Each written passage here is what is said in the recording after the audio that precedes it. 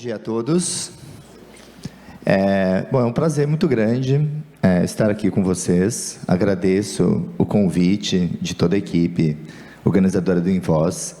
É uma excelente oportunidade para falar um pouco sobre a educação, falar um pouco sobre desenvolvimento de competências e falar também sobre os trabalhos que a gente tem desenvolvido e o impacto que a gente tem gerado na vida dos estudantes.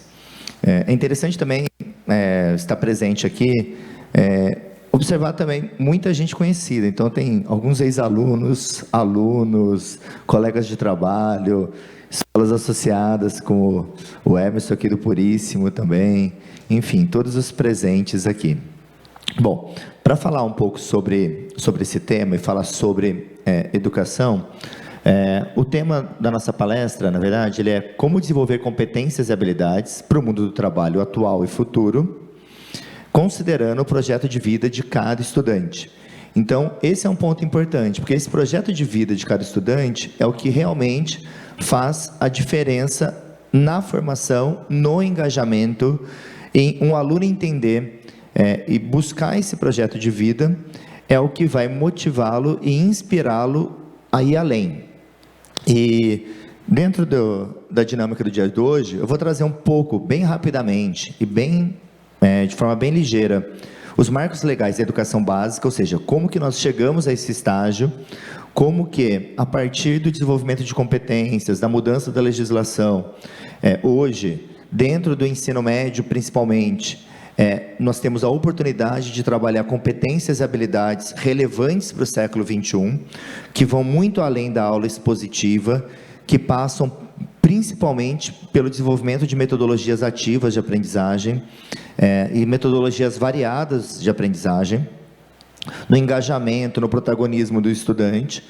Depois, vou contar um pouquinho para vocês como que o colégio, ali o poliedro, e como que a gente desenvolve isso dentro da escola.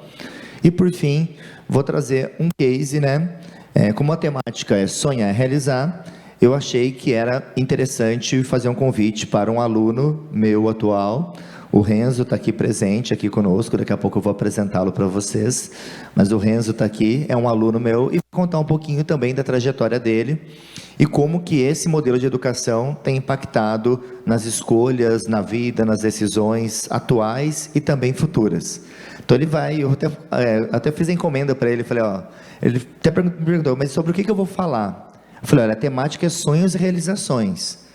Então eu gostaria muito que você contasse sobre os seus sonhos e o que você efetivamente tem realizado, tem conquistado atualmente e o que você sonha para o futuro. Então a encomenda que eu fiz para ele foi essa, fale sobre isso, e só isso. E deixei que ele preparasse esse material. Bom, pensando nos marcos legais da educação básica, é importante trazer um contexto rápido. Na verdade, esse modelo de ensino diferente, ele começa na Constituição de 88, quando é definido que o acesso à educação é direito de todos e dever do Estado e da família. E a partir da Constituição de 88, vem também na década de 90, no início, o ECA, o Estatuto da Criança e do Adolescente, que define que é essa lei de proteção dos direitos da criança e do adolescente, e que ela define no direito fundamental número 4, que o direito à educação, cultura, esporte e lazer para todas as crianças e adolescentes.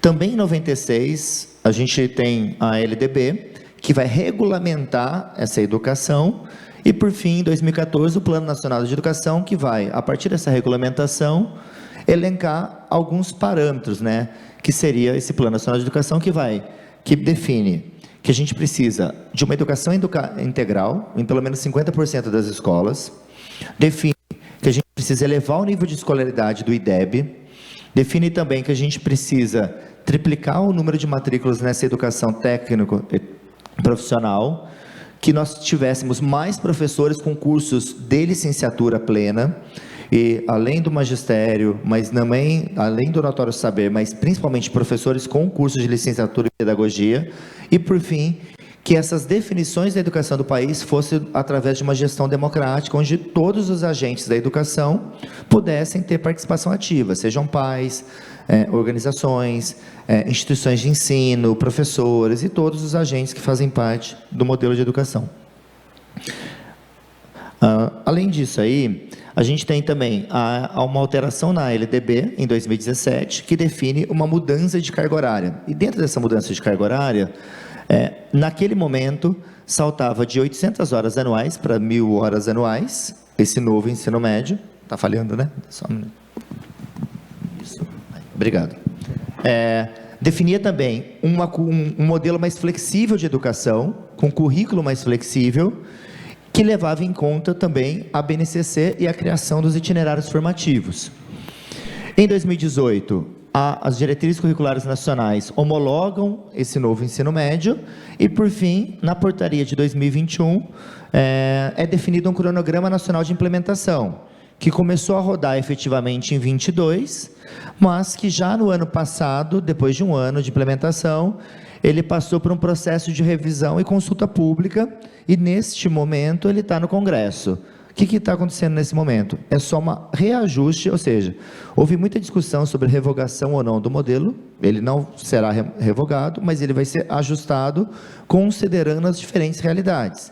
Nesse momento ele está no Congresso Nacional, para definição a partir de 25. Então, é só um breve histórico do ensino médio para poder fundamentar o modelo de educação que a gente desenvolve na escola. É para dizer assim, hoje no ensino médio, não tem mais só a aula expositiva, mas sim o modelo de aula expositiva, mas também um modelo que permite o aluno ser protagonista do processo de ensino-aprendizagem. E no colégio, como que a gente, dentro desse contexto, a gente foi mudando a cultura escolar, permitindo esse maior protagonismo dos estudantes. Então, dentro do colégio, o primeiro ponto os alunos têm a possibilidade de escolha. Esse é um primeiro ponto. Os alunos, parte da carga horária é comum a todos os estudantes, porém, parte da carga horária é uma escolha de cada estudante, considerando os seus interesses, considerando as suas ambições e considerando o seu projeto de vida. Dentro desse contexto, os alunos no período da manhã têm uma formação geral básica, só que no período da tarde, eles participam de um programa chamado Programa Aprenda. Esse Programa Aprenda, ele vem de aprendizagem ativa, justamente porque a gente gostaria que os alunos tivessem uma ação efetiva, como eu disse, no desenvolvimento de competências e habilidades. Todos os itinerários, eles precisam ser pautados em 4 eixos estruturantes, que envolvem investigação científica, processo criativo, empreendedorismo e que desenvolvam projetos com finalidades socioculturais, com o objetivo de desenvolver inúmeras competências e habilidades relevantes para o século XXI, para que os alunos tenham maior empatia, colaboração, trabalho em equipe, que eles desenvolvam pensamento crítico, científico e analítico, que os alunos aprendam a autoconhecer-se, para que a partir do momento que eles começam a se autoconhecer, eles também começam a tomar decisões essas que vão gerar maior engajamento com a escola e, consequentemente, com o seu próprio projeto de vida. E como que a gente pode organizar isso numa instituição? Então, eu vou contar um pouco como é que acontece na nossa instituição, mas os colégios e as instituições de ensino têm liberdade e autonomia para criar modelos diferenciados. Então, por exemplo, para a gente conseguir atender as individualidades e os anseios individuais de cada estudante, os estudantes, eles têm 4 possibilidades de itinerários. O primeiro deles é para os alunos de exatas. Então, a galerinha que gosta de engenharia, que sonha com carreiras ligadas às áreas de exatas, eles têm oficinas de robótica, de laboratório maker, de programação e de ciência dos materiais. Então, são cursos que eles podem desenvolver. Dentro desses cursos, a gente tem, por exemplo, aqui uma aula de programação e os alunos no ensino médio, na primeira série, estão aprendendo noções de Python, ou de Arduino, ou construindo experiências maker, ou aqui, por exemplo, é um microsatélite. Então, os alunos estão fazendo ali um CubeSat, basicamente é uma estação meteorológica com o objetivo de literalmente lançá-la ao espaço num balão meteorológico. O CubeSat já está pronto, agora a gente está esperando uma janela boa, junto com os alunos do ITA-CUP, lá do programa de extensão do ITA, para a gente poder lançar, né? E tem que ter, obviamente, a aprovação da ANAC, tem toda uma regulamentação para esse lançamento, por isso que não é feito só por nós, a gente precisa de uma parceria, e a partir dessa parceria fazer o lançamento. É interessante também comentar aqui, e eu gosto de falar sempre dos alunos, viu? Vocês vão perceber que eu gosto de falar de alunos. Essas alunas aqui especificamente, a Fernandinha, por exemplo, aqui, é uma aluna, eu até achei que ela estaria aí, porque a Fernanda, ela não está aí, mas foi engraçado que ontem ela falou assim, Pavan, amanhã, falou isso para mim ontem, amanhã vai ter uma palestra lá no CEF, muito legal, um tema que eu sei que você vai adorar. Eu falei, sério? Qual palestra que é ela? Nossa, é uma que vai falar de competências e habilidades, vai ser amanhã às 9 horas. Eu falei, estarei lá, conte comigo, vou lá assistir. E na verdade ela não tinha visto que eu que estaria aqui hoje, né? E foi interessante isso. Mas a Fernandinha, ela é voluntária e monitora lá no Observatório do ITA. Então toda terça-feira à noite ela está lá, atendendo o público em geral, em parceria com os professores e voluntários do Observatório do ITA. Então, é um trabalho voluntário que ela faz. Os alunos que gostam mais das áreas de humanidades, eles têm a possibilidade de escolher cursos de formação nas áreas de comunicação. Então, eles têm comunicação e design, fundamentos de direito, relações internacionais, economia política, ou seja... E dentro desse contexto, eles também desenvolvem oficinas variadas, né? Então aqui é uma oficina de stop motion, visitando a Univap, uma instituição de ensino. Aqui era uma oficina de design thinking, e aí eles aprendem noções de metodologias ágeis, Scrum, Kanban, design thinking. Então é muito interessante ver alunos, às vezes, do 6º ano, falando, olha, quem é o Scrum Master dessa equipe? E na verdade, normalmente, é algo comum no mundo corporativo. Mas se a gente começa a ensiná-los estratégias de trabalho em equipe, estratégia de divisão de tarefas e principalmente de respeitar a opinião do outro dentro de um contexto, uma noção hierárquica, também dentro de uma equipe, isso vai, obviamente, favorecer o desenvolvimento de competências socioemocionais que vão ter uma relevância muito grande na vida adulta desse estudante. Não é que a gente martela em cima disso, mas a gente dá uma noção clara para o aluno de habilidades que são importantes serem desenvolvidas desde a educação básica. E aqui eu não vou comentar muito essa equipe não, porque esse aluno aqui é o Renzo, ele vai falar com vocês daqui a pouquinho, então, daqui a pouco ele vem aqui. Os alunos que sonham com carreiras das áreas de saúde, como por exemplo, medicina, direito, odontologia, eles têm a possibilidade de vivenciar na escola oficinas de patologia. Eu falei, esse laboratório de investigação patológica é quase que um Grey's Anatomy, um Dr. House, é sempre uma ficha de anamnese, um contexto, e a partir daquele local, o contexto, a ficha de anamnese, o grupo de alunos tem que descobrir qual é a doença, qual é a causa, como que eu vou resolver esse problema. Então, ou seja, eles têm que fazer um processo investigativo. Tem também cursos de biomedicina, biotecnologia, neurociências. Então, os alunos têm aulas lá, por exemplo, de primeiros socorros, de laboratório de... Aqui eles estavam fazendo extração de DNA do morango. Aqui eles estavam visitando também, aqui acho que foi na Univap, fazendo simulação de odontologia. Então, onde que eu quero chegar isso com vocês? Um dos objetivos desses itinerários é propiciar o aluno, criar para o aluno a possibilidade de que ele vivencie, ainda no ensino médio, situações similares a que eles vão encontrar na universidade, ou no mundo do trabalho. E por que isso é importante? Para que a escolha desse aluno seja mais assertiva, para que esse aluno não seja um estudante que vai chegar na universidade e começar um curso de direito, e depois de um semestre mudar para medicina, e depois de outro semestre mudar para engenharia, e não conseguir definir os interesses. E obviamente que isso traz muitos prejuízos para os estudantes, para as instituições de ensino, para as universidades, para o país. Então é importante que essa escolha seja mais assertiva. E para essa escolha mais assertiva, ele precisa vivenciar isso ainda nesse ensino médio, antes de fazer a escolha lá que vai levá-lo para o vestibular. Reparem, eu ainda não falei nada sobre o vestibular em si, eu estou falando de vivências no ensino médio que vão prepará-lo para a universidade, que é muito diferente. E aqui também dentro desse contexto, nós também temos alunos que não querem esse itinerário disruptivo, que querem mais aulas de aprofundamento, que estão preocupados com um modelo de ingresso na universidade mais tradicional, porque hoje em dia nós temos várias formas de ingresso à universidade.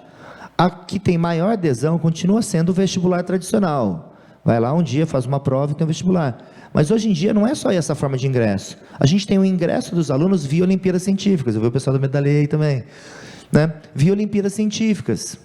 A gente também tem um modelo de ingresso via um processo mais completo, parecido com universidades do exterior, onde o aluno tem que apresentar uma carta de recomendação, entrevista, análise curricular. Por exemplo, o processo seletivo da Faculdade de Medicina do Albert Einstein, eles fazem uma prova, mas depois que selecionam os 500 alunos que passaram na prova, eles vão para uma bateria de 8 entrevistas, 8 mini entrevistas e simulações e dinâmicas, até definir qual é o candidato que eles querem que estude ali. Às vezes, e eu estava lá semana passada, então eu posso falar sobre isso, na semana passada eles estavam falando exatamente isso, às vezes um cara que passou em primeiro lugar na prova, não é aprovado. Por quê? Porque no momento da dinâmica socioemocional e nas entrevistas, esse aluno tem muita dificuldade de se posicionar, a oratória, a argumentação, e ele não consegue expor a ideia dele. Então, por isso a importância de expor ideias e desenvolver essas competências dentro do colégio. E, ao mesmo tempo, às vezes, o cara que passou na prova, no número 500, consegue ficar entre os aprovados. Porque eles estavam explicando exatamente isso. Ele falou assim, a diferença entre o número 1 e o número 500 da prova é de 1 ou 2 questões. O diferencial mesmo é lá, a entrevista, é a análise curricular, são as cartas de recomendação, é ali que vai ser o diferencial. E só que para esse aluno que quer o propedêutico, que quer o ensino tradicional, a gente tem essa possibilidade. E aí ele tem aprofundamentos nessas áreas, e aqui o foco é trabalhar mesmo questões, foco em questões de vestibulares, de segunda fase, questões militares, ou seja, questões de provas mais difíceis, é o enfoque ali. É uma característica diferente. Não que a gente não possa fazer um experimento ou outro com os alunos, a gente faz também um laboratório, mas o enfoque é um pouco mais tradicional, mais expositivo. E por fim, o aluno, ele, além de escolher o itinerário, ele escolhe uma gama de eletivas. Então, eu sempre gosto de comparar com o curso universitário. O modelo que a gente resolveu adotar, eu gosto de comparar com um modelo parecido com a universidade, onde quando você vai fazer um curso, você tem uma grade obrigatória do curso e uma grade de optativas ou eletivas que você escolhe de forma que tem interesse ou uma relação direta com os seus objetivos profissionais. Então, eles têm uma gama de eletivas. Então, tem os alunos que escolhem esportes, ou que fazem alguma modalidade online de educação financeira, direitos humanos ou biotecnologia. Tem os clubes. Quando eu era estudante, o único clube que existia era o Grêmio Estudantil. Hoje não, eles têm clubes de xadrez, clube de jornal, clube do livro, projetos perenes como Games for Life. Por exemplo, esse projeto Games for Life é tão legal, porque a gente coloca num mesmo grupo de projeto alunos do 6º ano até a 2ª série do ensino médio. E eles desenvolvem jogos tecnológicos para ajudar idosos do Hospital Reger, que tem Alzheimer, Parkinson ou algum tipo de doença cognitiva que gere uma falha na memória. Então, eles desenvolvem jogos para idosos do Hospital Reger. Tem também as oficinas de artes, com teatro, desenho arquitetônico, fotografia, e aí laboratórios, primeiros socorros, laboratórios. O programa de voluntariado é muito interessante também, porque no desenvolvimento de competências e habilidades é importante conhecer o outro ao seu lado. Então, a gente tem 2 frentes de voluntariado. Uma frente, que são as campanhas geralmente direcionadas para algum tema. O mais recente foi a questão do Rio Grande do Sul, que foi abordada aqui, pelo Marcos até, né? Só que é interessante que... E como que a gente ajudou? Além das campanhas normais que foram feitas, ou de alimentos, ou de água, ou de roupas, tem uma outra frente também que a gente pôde ajudar. A gente tem um projeto lá no colégio que chama Ventos Empreendedores, no qual os alunos constroem mini-veleiros. E na semana passada a gente mandou 2 mini-veleiros para lá, que cabe até 4 pessoas. E quem fez esses mini-veleiros? Alunos do 6º ano ao 9º ano. Alunos jovens do 6º ao 9º ano. A gente está falando de crianças de 11 a 14 anos de idade, que desenvolveram esses mini-veleiros, e todos eles testados na represa de Paraibuna, fiquem bem tranquilos, né? Todos eles testados. E também tem as Olimpíadas Científicas, que eu vou comentar um pouquinho mais daqui a pouquinho sobre elas especificamente. Então, assim, só para vocês terem uma noção de um quadro geral, e aí, nesse meio tempo, eles também têm oficinas de gestão de projetos e carreiras, de orientação para estudar fora, de orientação profissional, ou seja, esse universo de possibilidades permite que o aluno se desenvolva, experimente e tome decisões mais assertivas antes de fazer a escolha futura e profissional. Continuando aqui, ao longo do ano, é legal só para vocês entenderem, ao longo do ano eles têm um momento que eles experimentam, que é uma escolha mais livre, que é um momento de experimentação para conhecer. Tem momentos aqui, ó, que estão em rosa, que são só oficinas mesmo, específicas dos professores, e momentos aqui de desenvolvimento de projetos. Tudo isso vai culminar na mostra Inspirar o Mundo. Em paralelo, a gente também organiza e faz várias parcerias com universidades. Por que a parceria com a universidade é importante?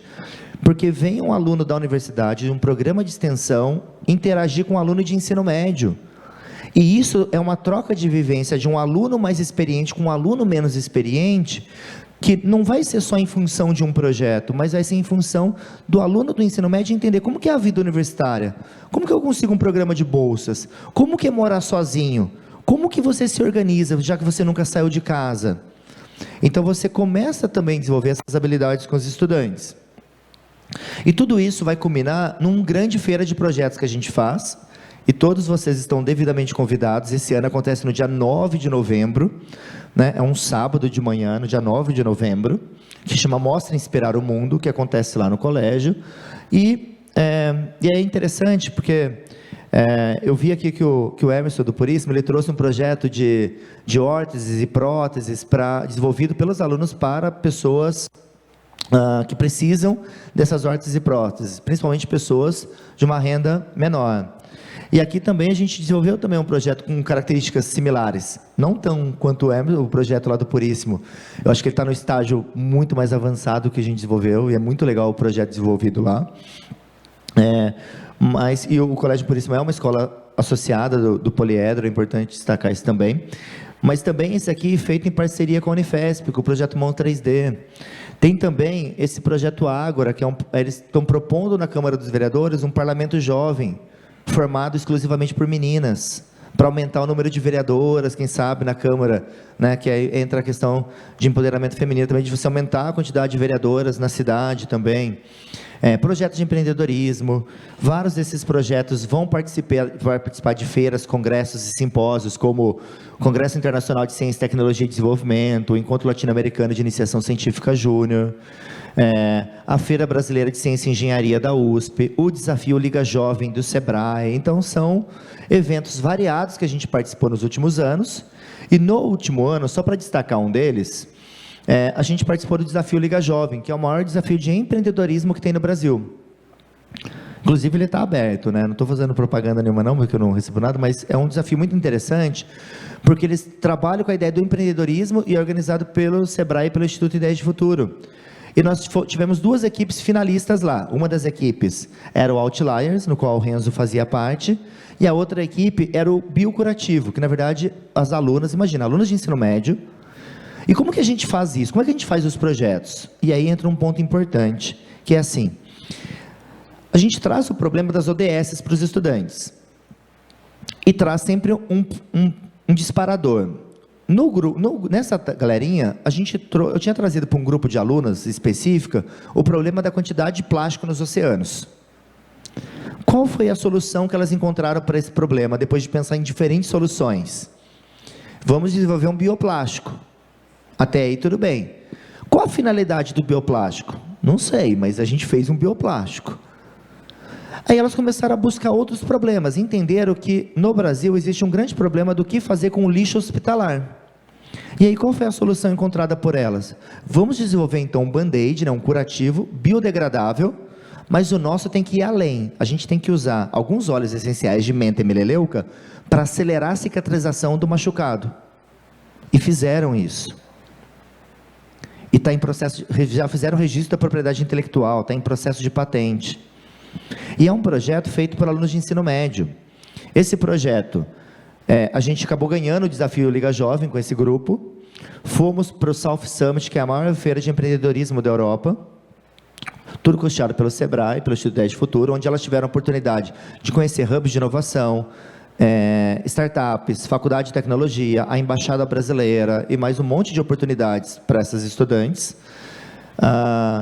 E só um comentário rápido, duas dessas estudantes, uma está fazendo economia, uma está fazendo administração, e tem uma terceira que faz medicina em Montenegro. Então, ou seja, estão em diferentes partes do mundo aí.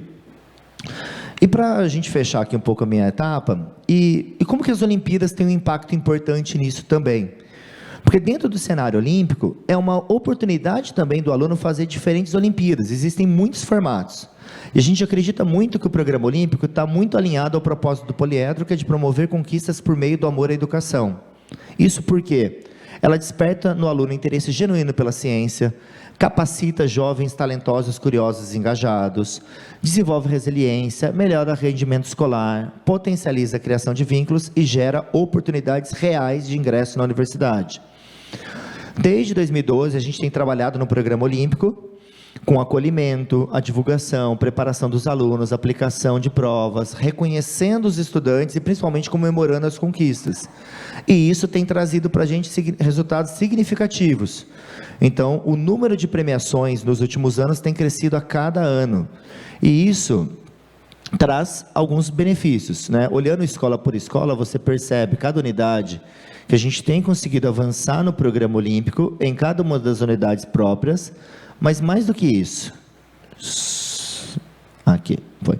Mais do que isso, existem uma infinidade muito grande de Olimpíadas hoje. Existem mais de 100 disponíveis. Então, o universo de Olimpíadas é muito grande. E um ponto que eu queria chamar a atenção é o fato de que Olimpíadas Científicas, ela deixou de ser um nicho de exatas, como todo mundo achava até alguns anos atrás. Ela tem em todas as áreas, ela tem exatas, humanas, biológicas, linguagens, artes, robótica, tecnologia, enfim, tem todas e todas as áreas. Os alunos geralmente participam porque eles buscam desafiar-se, porque é um movimento de superação e desafio, porque traz um equilíbrio na relação competição-cooperação e porque melhora o rendimento escolar.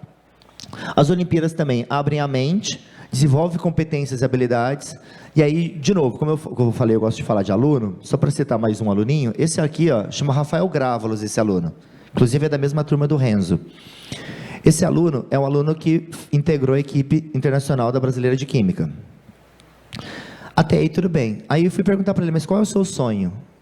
Aí ele falou, eu quero ser professor de Química. Eu falei, você quer ser professor de Química? Porque quando ele ganhou a medalha de ouro na Brasileira de Química ano passado, eu já falei para ele, bem-vindo à universidade, você já está lá dentro, agora temos um caminho mais pela frente. Eu falei, você quer ser professor? Então você vai começar com a gente.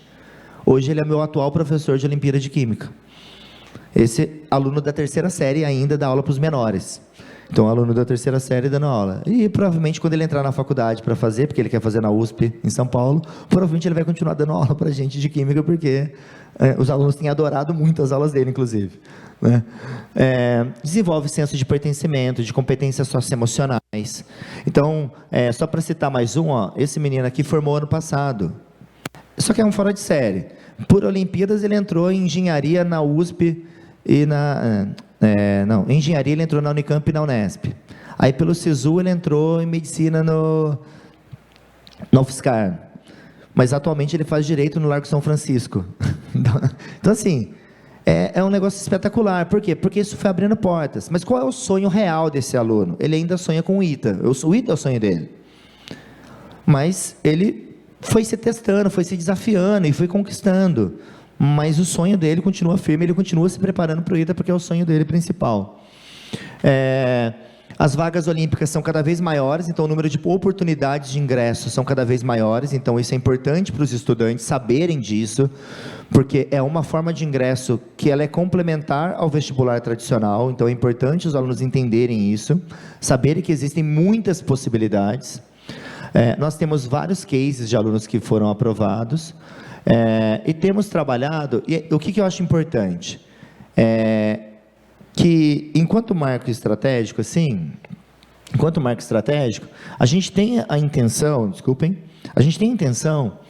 de ser referência em quantidade de medalhas, ou seja, de premiações, a gente tem crescido, mas também em aprovações de universidades, mas mais do que isso, a gente tem ajudado muitas escolas a organizarem um programa olímpico na própria escola, para ser uma referência em gestão também desse programa, que isso pode contribuir para os estudantes.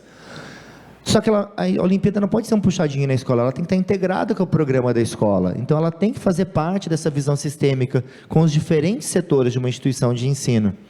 Tudo isso com o objetivo de desenvolver, então tudo isso que eu fui contando para vocês, e fui fazendo essa narrativa, é para falar para vocês assim, a gente tem conseguido trabalhar com os estudantes, esse desenvolvimento de competências, seja para educacionais, acadêmicas, corporativas, desde muito cedo. Com qual intenção? De que o aluno desenvolva maior autoconsciência, que ele aprenda a ter uma autogestão, que esse estudante desenvolva habilidades relacionais, que desenvolva uma consciência social com o intuito de uma tomada de decisão mais assertiva. É importante que essa tomada de decisão seja feita de forma consciente, de forma responsável, de forma considerando a sua família, considerando o estudante, considerando as suas escolhas, né? E se preparando para isso. Então, e aí, isso tem aberto muitas portas para os estudantes. Entre essas portas, eu queria convidar o aluno, você vai chamá-lo também? Então... Obrigada, Tiago. Chamamos, então, o estudante Renzo Honorato, aluno da 3ª série. Ele tem 17 anos, vem de Vitória da Conquista, na Bahia, e veio sozinho para São José para cursar o ensino médio no Poliedro. Seja bem-vindo. Muito obrigado. Então, como ela já falou, eu sou baiano, nasci lá em Vitória da Conquista. E acho que em algum momento do meu 8º, 9º ano ali do ensino fundamental, eu não estudava numa escola muito forte na minha cidade, mas eu ouvi dizer que tinha um vestibular aqui em São Paulo que era muito difícil, que ninguém passava e que o pessoal passava anos estudando. Era o vestibular do ITA. E eu falei, não, é esse mesmo que eu quero. Aí, no ano seguinte, eu vim aqui começar o meu ensino médio aqui no Poliedro, que na época era, e até hoje, a escola que mais teve aprovações no ITA. E... eu conheci o Poliedro na época que eu morei em Campinas com a minha mãe, e hoje em dia eu vim com 15 anos, para São José dos Campos, e estou aqui até hoje, terminando o meu ensino médio.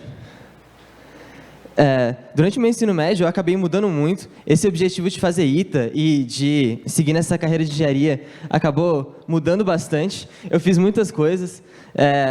O Poliedro foi muito importante nesse processo. Eu acho que os itinerários formativos do Poliedro eles fizeram perder essa noção do sonho enlatado, de chegar aqui, estudar para um vestibular, passar e ir para a faculdade. Eu acho que durante o meu ensino médio, as habilidades que eu desenvolvi em projetos, em itinerários e nas aulas extracurriculares foram muito incríveis. Então eu cheguei aqui no Poliedro com o objetivo de fazer ITA, e aí 2 anos depois eu estava lá na Turquia e nos Estados Unidos para 2 conferências de ciência, que foram assim inacreditáveis, oportunidades incríveis. E eu acho que ter essas experiências muito diferentes do ensino tradicional, das aulas que a gente geralmente tem para vestibular, essas coisas, é muito importante, que a gente acaba conhecendo outras coisas.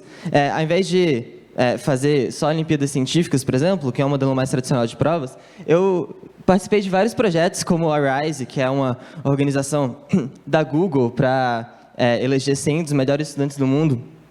Eu também criei um projeto lá na Passos Mágicos, que é uma organização lá de Embu-Guaçu, para ajudar os estudantes da rede pública da cidade, e cofundei uma startup chamada Aventos, que é um edtech focado em educação financeira, que é, inclusive, a empresa que a gente foi tanto para a final do Desafio Liga Jovem, com a cara um pouquinho diferente, mas também para a final do Desafio Inova Jovem, que foi 2 experiências assim, inacreditáveis.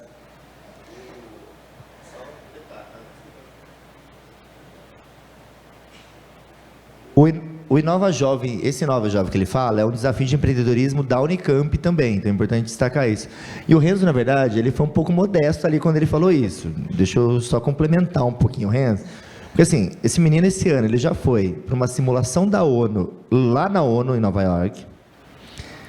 Esse projeto que ele falou da Turquia, ele desenvolveu, era uma edtech também, do aplicativo, como é que chama? Eu trabalhei junto com outros estudantes de Minas Gerais e a gente desenvolveu uma inteligência artificial para identificar o autismo. E mais do que isso, essa aluna que ele trabalhou em parceria, ela foi o ano passado, uma das 30 under 30 da Forbes. Então, ela foi a mais jovem, abaixo dos 30, indicada pela Forbes, que trabalhava junto com ele. Então, assim, ele está sendo um pouquinho modesto só. Eu acho que essas oportunidades de ensino médio me permitiram conhecer muita gente muito incrível, como foi o caso dessa competição na Turquia, como foi o caso dessa simulação da ONU em Nova York. Eu acho que isso é muito, muito enriquecedor de muitas formas. Enfim, durante o meu ensino médio, eu participei de muitas Olimpíadas Científicas. A minha favorita era, com certeza, a brasileira de Física, a qual fui medalhista de ouro e top 10 ano passado, inclusive. E eu acho que esse modelo de competições e Olimpíadas, ele é muito, muito diferente, ele te motiva de forma muito diferente do que passar no vestibular, por exemplo. Passar no vestibular tem um objetivo muito claro, que é ir para uma faculdade, prestar algum curso, mas eu acho que as Olimpíadas Científicas, elas têm um caráter muito diferente, que é de explorar o conhecimento e ver até onde você consegue ir. Que foi o caso da Olimpíada que eu fui na Turquia, mês passado.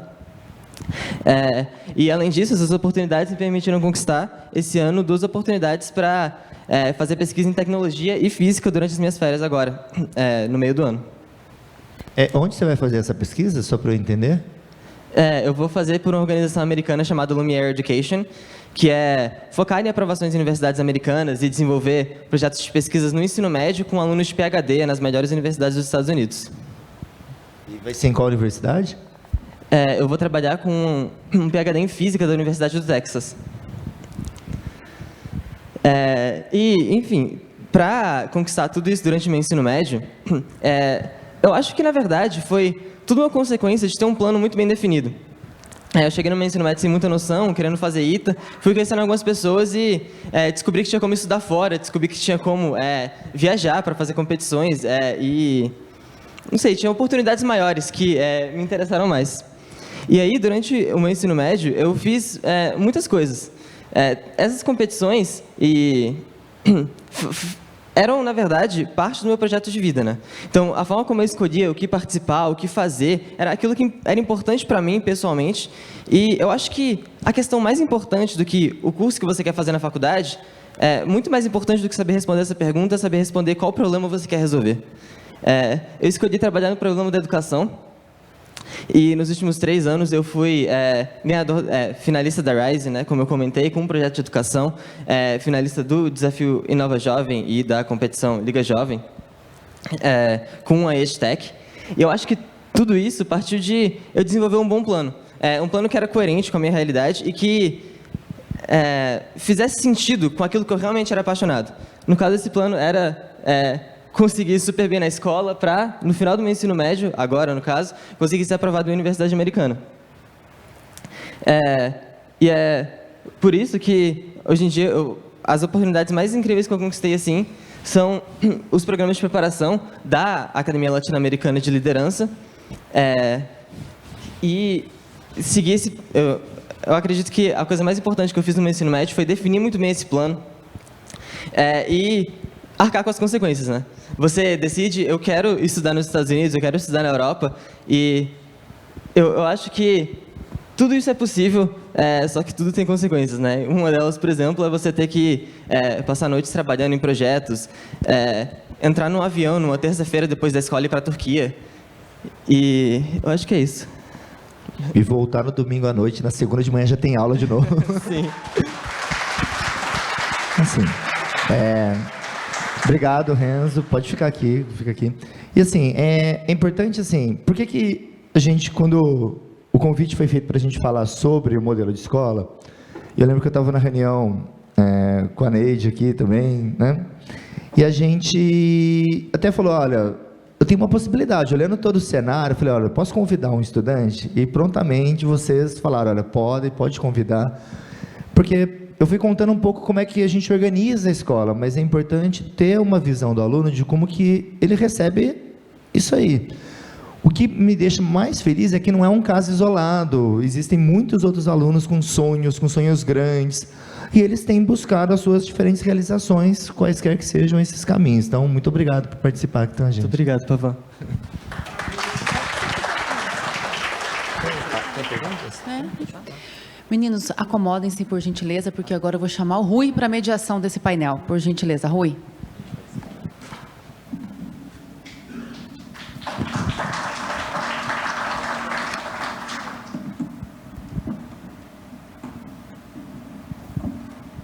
Oi, obrigado. Tudo bom? Posso pegar um microfone?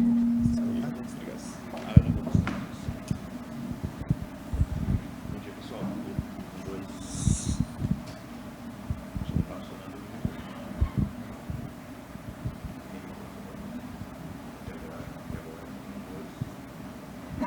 Ainda não? Tem que trocar. Alô? Esse daqui ainda não está funcionando. Bom, a gente vai trabalhar com 2 microfones, então. E eu queria... Ah, legal, obrigado. Eu queria começar perguntando para vocês o seguinte. Eu estava ali embaixo pensando, e estão transformando você numa maquininha de competições. Como é que está sendo trabalhado os aspectos socioemocionais mais amplos? A gente fala muito de competição, mas você tem que integrar uma equipe. Então, como é que é a questão da cooperação com a competição? Como é que isso está sendo balanceado? Outros aspectos, principalmente, você está focado muito em exatas, pelo que a gente percebeu aqui. Outros aspectos, relacionados com as humanidades, questões sociais, questões históricas, como é que isso está sendo trabalhado com você? Como é que você consegue ter uma carga de trabalho tão grande em exatas, e como é que essa outra parte da sua formação como cidadão é trabalhada junto para que você não tenha uma descompensação na sua formação completa? E aí o professor depois complementa pedagogicamente. Começa, Renzo. Opa, os microfones estão dando... Deixa eu ver se você está ligado. Agora foi. Eu acho que... Ixi, não. Eu acho que essas habilidades socioemocionais, elas são muito trabalhadas nesse contexto, dos itinerários formativos, dos projetos que você desenvolve, porque isso é sempre feito em equipes, e eu acho que isso dá muita noção para mim, como aluno, de que não dá para fazer nada sozinho. E de que é necessário ter essas habilidades, que é necessário saber montar uma equipe e liderar uma equipe, e isso é muito importante. E eu acho que isso, eu pelo menos aprendi durante o meu ensino médio de forma muito prática, de estar lá e aí depende de você ser um bom líder ou não, se o projeto vai estar pronto na hora da feira ou não. E eu acho que no meio dessas competições todas e no meio de todas essas conquistas, isso é muito trabalhado no sentido de que eu já não sinto mais que eu estou competindo com os outros 5.000 participantes da OBF ou da Conferência Internacional de Ciência, por exemplo. Eu sinto que eu estou competindo comigo mesmo, para fazer o melhor projeto que eu posso. E eu acho que esse é um aprendizado muito grande, porque quando você está competindo contra o seu oponente, você acertar uma questão a mais, 2 questões a mais, você fazer um slide um pouquinho mais bonitinho, é o bastante. Agora, quando você está competindo contra si mesmo, não existe o bastante. O bastante é o melhor que você consegue entregar a tempo da competição. E o que você perguntou sobre as humanidades, na verdade, durante o meu primeiro ano do ensino médio, eu fiz o itinerário de exatas lá no Poliedro, só que no segundo eu fiz o de humanas, onde tinha aula de relações internacionais, economias, e durante essa experiência, eu acho que eu mudei assim, completamente o foco dos meus projetos para como que eu posso utilizar todo esse conhecimento que eu desenvolvi no meu ensino médio, na minha escola, para alguma coisa maior. Então, a partir daí, todos os projetos passaram a ter um viés social de como que eu posso usar tudo isso que eu tenho para ajudar as pessoas e para fazer do mundo um lugar um pouquinho melhor. Acho que é isso. A gente fala de Olimpíadas, ou a gente fala de projetos, mas é importante destacar assim, um ponto que eu coloquei é a questão do acolhimento e a questão desse equilíbrio entre competição e cooperação. Então, uma Olimpíada por si só, ela gera uma competição, mas a preparação, a troca é muito coletiva o tempo inteiro. Então, nas atividades dos itinerários, por exemplo, não tem nenhuma atividade que um aluno faça sozinho. Não existe. Nenhuma. Em nenhum itinerário. Por quê? Porque a gente quer desenvolver competências socioemocionais. E nas competências socioemocionais, ora você vai ter que acatar a ideia de outro, você vai ter que debater, discutir, entender o que é bem comum. E uma coisa que eu falo muito para os estudantes quando eles pensam em projetos, é sempre pensar em projetos que tragam benefícios para as pessoas e para o planeta. E o que isso quer dizer? Projetos com um viés, que tem um viés social, mas também que tem uma responsabilidade ambiental, ecológica. Então, sempre com esse viés. Então, e no período da manhã, nas aulas, as atividades, como eu disse, são iguais para todos, onde todos têm todas as áreas do conhecimento. Mas no período da tarde, então, por exemplo, isso que o Renzo faz é uma escolha dele. Então, ele não é obrigado a fazer nenhuma atividade dessa. Os alunos têm a possibilidade de escolher, e eles podem escolher não participar de nenhuma dessas atividades. Mas a realidade que a gente tem é exatamente o contrário. Eles estão inseridos e eu falo assim, o mínimo é um itinerário e uma eletiva. O máximo é 2. O que eu mais escuto de alunos é, mas só 2, mas não pode mais. Não pode, porque a gente também tem que ter uma responsabilidade de dosar as atividades que os alunos têm na escola, justamente para eles também terem um momento de ócio, um momento livre, um momento de fazer qualquer outra coisa que é fora do ambiente escolar, e que isso também faz parte da formação do estudante. Professor, uma vez eu escutei do Mozart Ramos, que foi diretor do Instituto Ayrton Senna, foi reitor da Universidade Federal de Pernambuco, e é reconhecidamente um dos maiores especialistas no Brasil sobre educação. E ele falava de uma viagem que ele fez a Singapura, que tem um dos melhores modelos de educação do mundo. E quando eles começaram a fazer comparativamente a comitiva brasileira e a comitiva de Singapura, uma comparação sobre conteúdos nas escolas, o que o professor precisa ensinar num país e o que o professor precisa ensinar no outro, o pessoal de Singapura se surpreendeu com a quantidade de conteúdos que fazem parte do programa de educação brasileiro.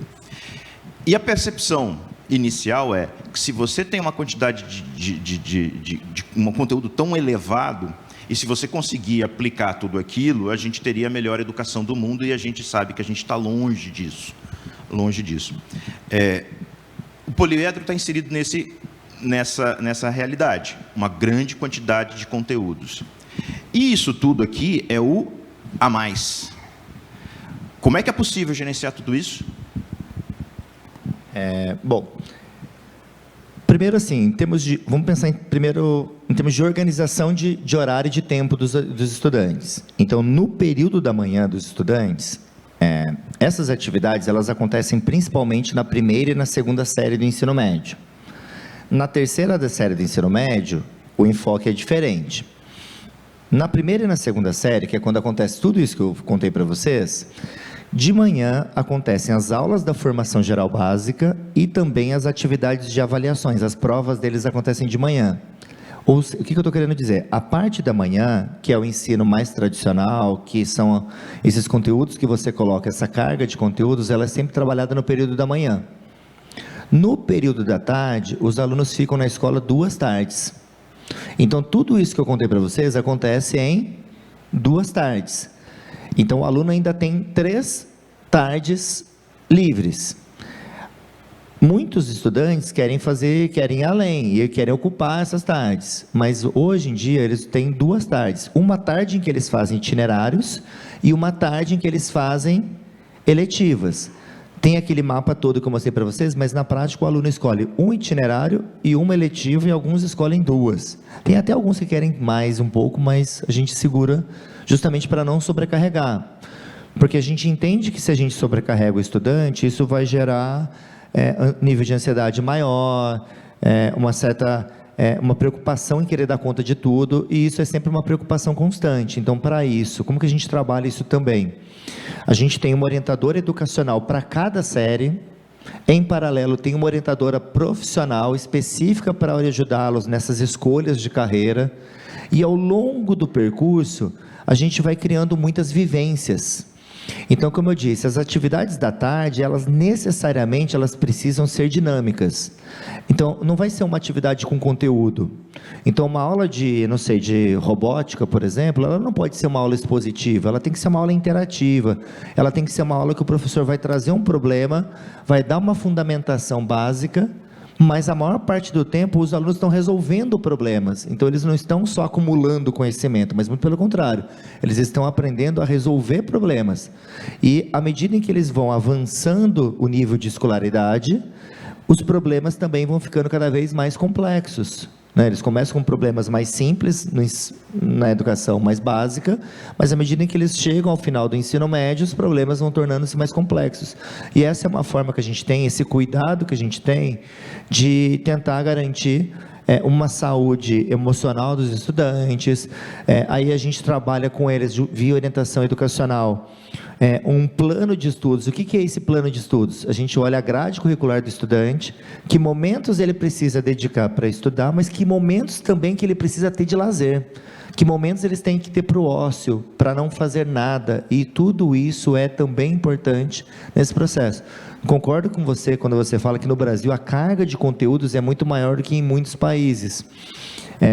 E esse é, talvez, no meu entendimento, um grande problema para que nós tenhamos maior parte da grade com esse formato disruptivo e menos tempo com essa informação. Então, eu ainda acho que essas discussões que acontecem hoje do ponto de vista legal, do que vai acontecer com a educação básica brasileira, elas ainda estão buscando um ponto de equilíbrio. E nesse aspecto eu concordo com você, que a carga horária, no meu entendimento, para essas atividades disruptivas, deveria ser maior para proporcionar esse desenvolvimento de competências e habilidades. Renzo, você falou de vestibular, você falou sobre sua percepção ter mudado. O que mudou? Há alguns anos você pensava o quê? Eu vou me preparar para o vestibular. Agora você pensa de que forma?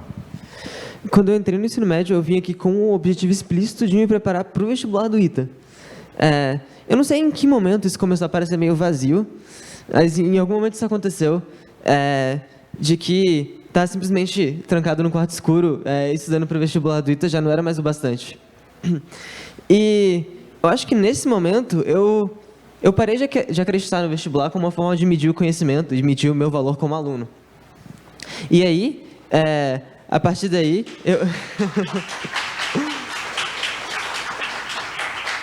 essa é a reação. E a partir daí eu comecei a me preparar para outros processos seletivos, que eu acreditava mais. Então, por exemplo, vagas olímpicas, como tem na USP, na Unicamp, e estudar fora, que tem muito mais a ver com a sua formação como ser humano e como pessoa, do que com notas em provas ou qualquer coisa assim. Você falou num ponto que, uma certa vez, eu cheguei a perguntar para a Tabata Amaral. A Tabata ainda não tinha assumido, ela tinha sido eleita para o primeiro mandato dela como deputada, e aí eu perguntei para ela justamente isso. Eu falei, olha, como é que é a sua visão sobre o vestibular? Porque ela tinha passado por um vestibular, ela tinha passado num vestibular no Brasil, se não me engano foi da FUVEST, que a gente sabe que é um vestibular difícil, mas não foi para os cursos mais disputados da FUVEST. Ao mesmo tempo, se eu não me engano, ela tinha sido aprovada no processo seletivo, e é interessante de falar isso. Vestibular é uma coisa, processo seletivo é outra. Porque o processo seletivo das universidades americanas, ele leva também em consideração outras realizações. Em Estados Unidos, Inglaterra, eles fazem esse processo. E ela tinha passado em 3 lá, e num vestibular complicado no Brasil, mas não tão disputado. E ela falou justamente isso, né? Que lá fora eles conseguem avaliar outras coisas que não simplesmente a quantidade de questões que você acerta numa prova. Que pode ser um dia bom para você, pode ser um dia ruim. E isso não muda quem é você. Qual é o entendimento de vocês sobre a transformação que o processo seletivo das universidades brasileiras precisa passar? Começa com você, Renzo, que já estava falando sobre isso. Certo. Eu acho que a principal vantagem do vestibular é que é um processo muito barato. A forma mais fácil de você medir comparativamente alunos é olhando as notas dele em uma prova. Só que eu acho que esse processo ele já está obsoleto de muitas formas, porque nem sempre o aluno que vai melhor no vestibular é aquele aluno que vai que vai melhor aproveitar o seu curso, ou vai fazer a maior diferença com o curso dele. Então, acho que a gente precisava levar essas outras coisas em conta. O vestibular ainda pode ser uma parte importante do processo seletivo, mas considerar só isso, só a nota do aluno em uma prova, é impossível de você saber quem é essa pessoa que você está deixando ou não entrar na faculdade. Eu acho que a gente precisa fazer essa divisão de forma muito mais holística, olhando para a formação de um ser humano completo, ao invés de somente todo mundo para cima da nota de corte passa e para baixo não passa. Acho que é isso que o processo precisa passar. Professor, sua visão e como aprimorar o vestibular brasileiro? Bom, os vestibulares, assim, a minha visão é que eu entendo que ele precisa ter uma visão um pouco mais holística, como o próprio Renzo colocou. Em qual sentido? Eu entendo que a prova é importante e eu entendo que ela precisa ser uma etapa do processo, mas não a única forma de ingresso. Então, eu entendo que, assim como acontece também, você citou as universidades americanas, eles também têm lá um programa, uma prova, um Enem, vamos colocar assim, também existe. Mas não é só isso que é olhado. É olhado, sim, para essa prova, mas também é olhado a história do aluno, ou seja, o que esse aluno construiu ao longo da sua vida, qual é o portfólio, qual é o currículo que ele traz. E por isso que competências técnicas são valorosas, e quando eu falo de competências técnico-acadêmicas, eu estou falando de competências relacionadas a projetos, relacionadas à participação em Olimpíadas, relacionadas... E por que eu estou citando as Olimpíadas? Porque ali existem muitos formatos, né? Não é só prova. Existe teórica, prática, existe presencial online, individual e em equipe, tradicional ou super disruptiva. Por exemplo, o Desafio Jovem Engenheiro da Unicamp é uma Olimpíada no qual os alunos têm um desafio por semana, é sempre um problema real, que usa engenharia, e que eles têm uma semana para propor uma solução. E a forma de apresentar isso para a Olimpíada são variadas. Às vezes é um artigo, às vezes é um vídeo, às vezes é escrever um modelo de negócio, às vezes é gravar um pitch. Então, são formas variadas. Então, eu entendo que um processo seletivo mais completo deveria contemplar, sim, uma prova, porque você está falando de um universo muito grande de estudantes.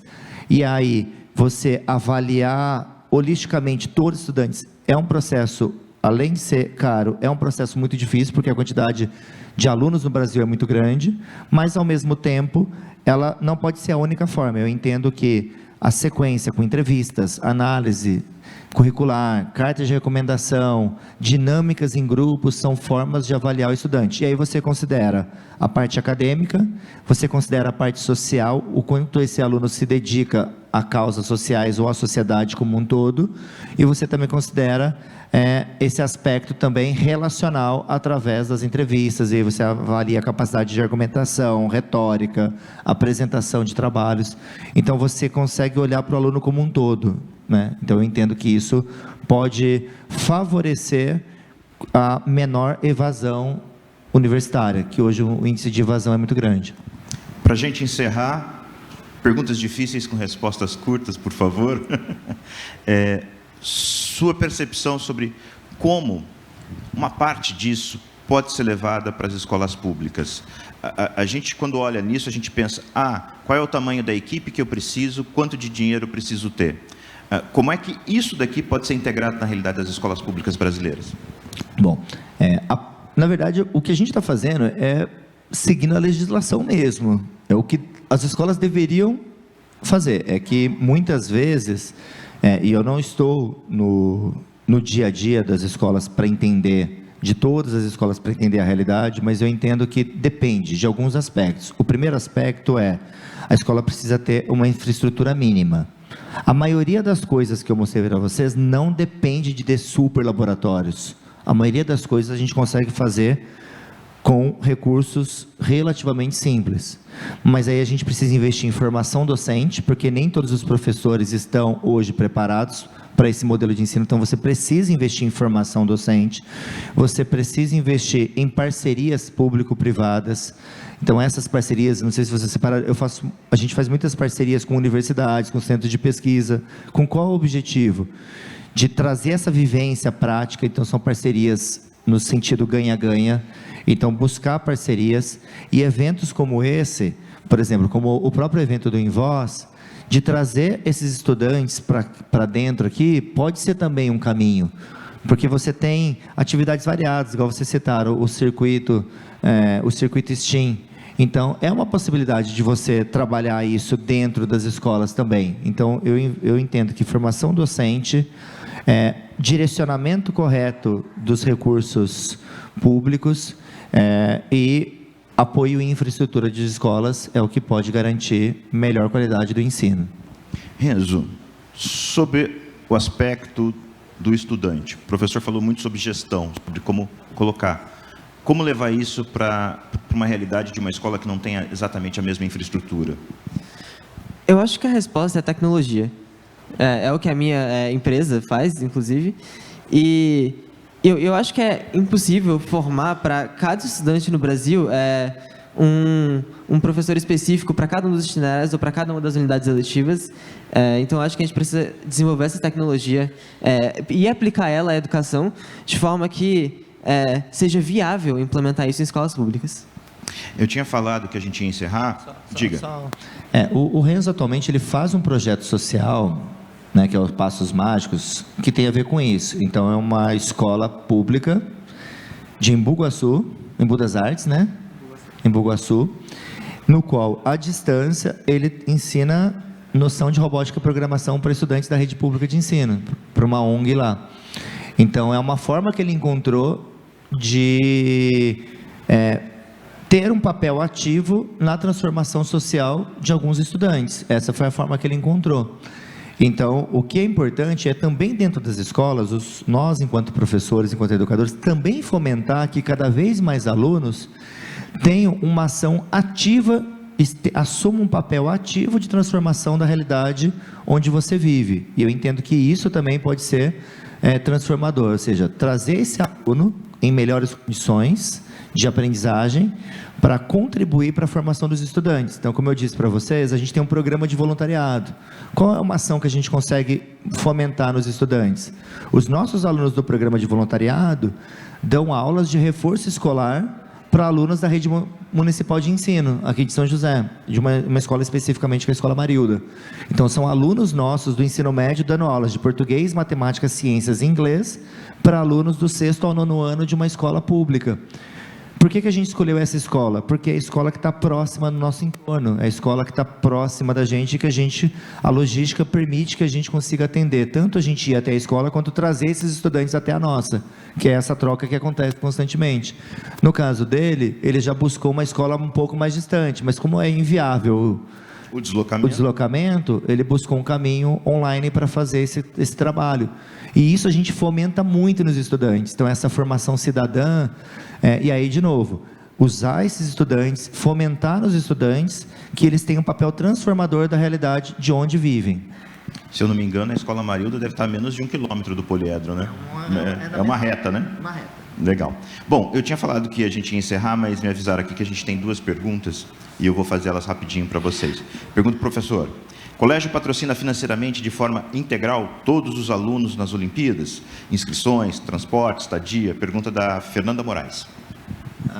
A maioria delas, não 100%, não 100% das Olimpíadas. A gente, no início do ano, já tem um planejamento. A maior parte a gente consegue auxiliar. Quando a inscrição é feita, inscrição da escola, nós realizamos e levamos os estudantes. Quando a inscrição é feita diretamente do estudante no site, porque algumas das Olimpíadas o aluno tem que fazer diretamente, aí isso fica de responsabilidade dos estudantes. E para a maioria delas a gente consegue oferecer suporte, inclusive logístico, para levá-los. Mas não é 100% delas, mas para a maioria delas sim. Uhum. Pergunta da Eugênia Matos. Gostaria de saber se o poliedro faz algum trabalho com os pais com foco na formação integral dos alunos. Sim. A gente tem feito a gente faz algumas reuniões, inclusive na próxima semana tem outra, que chama um evento chamado Dialogando com os Pais. E é justamente para tratar questões relacionadas a questões socioemocionais, bullying, cyberbullying. Agora, mais recentemente, essa questão do uso desses dispositivos inaladores, o vape, entre os jovens e como coibir isso. Então, a gente faz esse trabalho e faz principalmente através dessas reuniões. Tivemos uma 2 semanas atrás, teremos outra na semana que vem, que chama Dialogando com Pais e Filhos. São alguns eventos. Professor, só entre nós aqui, sem ninguém ouvir, o que é mais difícil lidar com estudante, adolescente ou com pai de estudante? Depende do problema que se apresenta. Dependendo do problema que se apresenta, diferentes agentes. Mas é importante também entender que a gente está preparado, né? Parte do meu trabalho é esse atendimento às pessoas. Eu escolhi essa profissão, né? Eu já trabalhei em indústria, já trabalhei fechado no meu espaço, e eu escolhi essa profissão justamente que é o lidar com gente. E lidar com gente, eu acho que isso é transformador. Então, no meu entendimento, tem momentos super legais e super fáceis, e também tem momentos difíceis. Seja com crianças, adolescentes, adultos, em vários momentos. Nós temos, sim, muitos momentos que são difíceis de lidar, mas que a gente precisa também ter discernimento para lidar em vários momentos, e tomada de decisão, mas também...